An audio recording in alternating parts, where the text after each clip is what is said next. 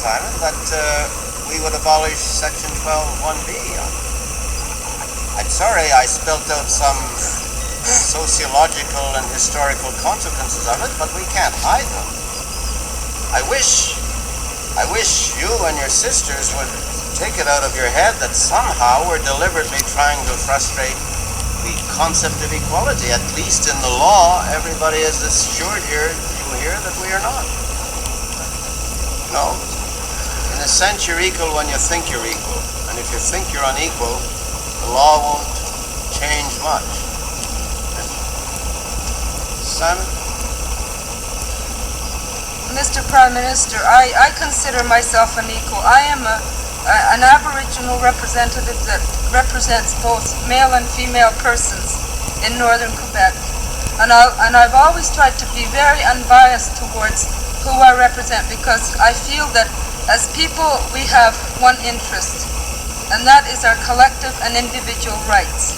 And all I'm saying here is that as someone that represents both sides, I'd like to see the equality clause once and for all settled, because there's this uncertainty that we keep presenting to you, and at the same time you're saying that you would go along with an additional guarantee that it's clear, and at the same time we can't seem to settle it.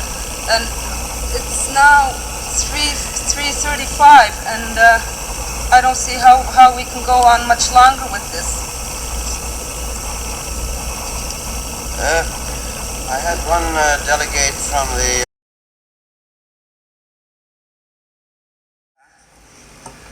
Today is an important and historic day for Canada, but my story to these chambers began very far from here.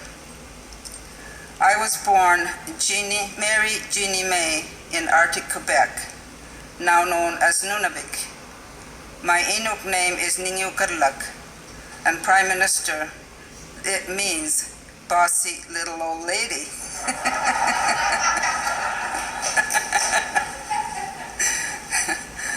I spent my adolescence in Nunavik, living a very traditional lifestyle with my parents. My mom, Nancy, was Inuk, my father, Bob, and my grandmother, Ginny, who was also Inuk, who was from the south, managed our local Hudson's Bay Company post.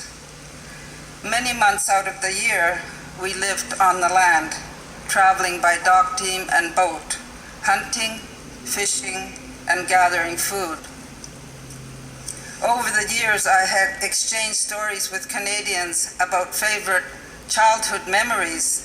This is mine, lying in our family tent along the George River, on a bed of spruce boughs and caribou skins, listening to the early morning sound of birds and the crunch of snow under the feet of our dog team. What I value most about my upbringing was my parents teaching my siblings and I how to live in two worlds, the Inuit world and the non-Inuit southern world. This foundation of core values has both served and shaped me throughout my life, and I believe helped me get to the important turning point as a young girl when I stopped being afraid.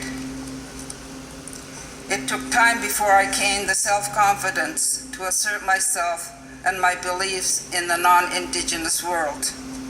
But when I came to understand that my voice had power and that others were looking to me to be their voice, I was able to let go of my fear.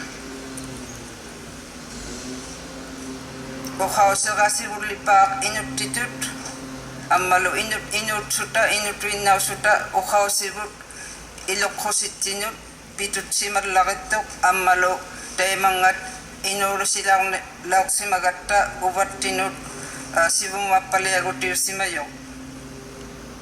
My first language, Inuktitut, is the language that defines Inuit as a people and is the foundation of our very survival.